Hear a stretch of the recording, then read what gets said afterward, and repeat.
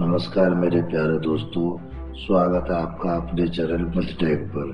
भारत के रहस्यों और उसके सिद्धांतों को उजागर करते हुए हम आ पहुंचे हैं इसकी नई कड़ी पर। आज मैं आपको भगवान गणेश जी के बारे में ऐसे रहस्य बताऊंगा जिन्हें चौंक जानकर आप चौंक जाएंगे। तो दोस्तों, गणेश जी का जन्म कैसे हुआ था? गणेश जी के जन्म के तीन रहस्य हैं।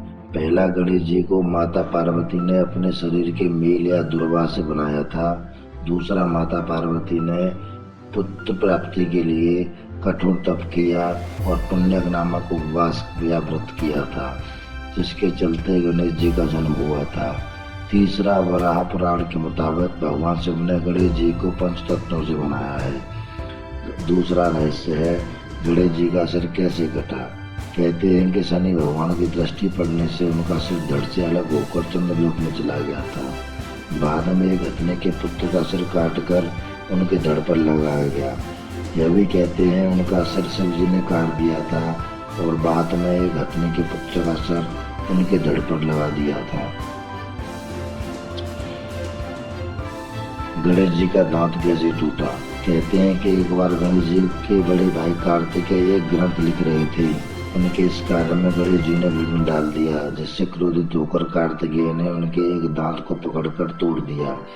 यह कथा संभवतः भविष्य पुराण के चतुर्थी कल्प में है।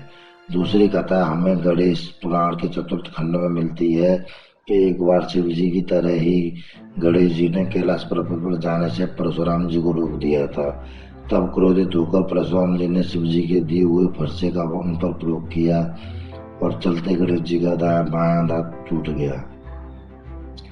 तीसरी कथा के अनुसार गजमुखासुर नामक असुर को वरदान प्राप्त था कि वह किसी भी अस्त्र शस्त्र से नहीं मारा जा सकता, इसलिए गणेश जी को अपने एक दांत तोड़कर उसका वध करना पड़ा।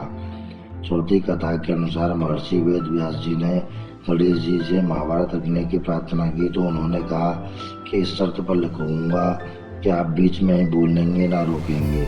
तब महर्षि ने भी एक शर्त की, आप जो भी लिखेंगे वो उसे समझ कर ही लिखेंगे। गणेश जी ने शर्त मान गए और दोनों ने काम शुरू किया और महाभारत के लेखन का काम प्रारंभ हुआ। महर्षि के तेजी से बोलने के कारण कुछ देर लिखने के बाद अचानक से गणेश जी की कलम टूट गई। अब अपने काम में बाधा को दूर करने के लिए उन्होंने अपने एक दांत को तोड़ दिया और स्याही में डुबाकर महाभारत की कथा लिखने लगे।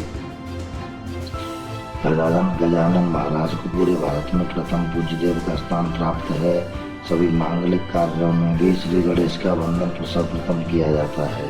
श्री गणेश का जन्म भाद्रपद शुक्ल पक्ष की चतुर्थी को दोपहर 12 बजे हुआ था। इन्हीं सभी देवताओं का सम्मान और शक्तियाँ प्राप्त हैं।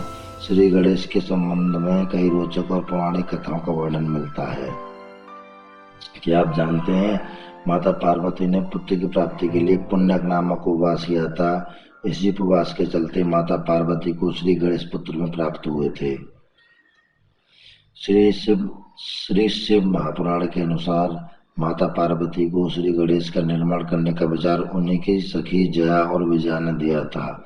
उनकी सखियों ने उनसे कहा था कि नंदी और सभी गण सिर्फ महादेव की आज्ञा का ही पालन करते हैं, इसलिए आपको भी एक ऐसा गण की रचना करनी चाहिए जो सिर्फ आपकी ही आज्ञा का पालन करे। इस विचार से प्रभावित होकर माता पार्वती ने श्री गणेश की रचना अपने शरीर के मैल से की।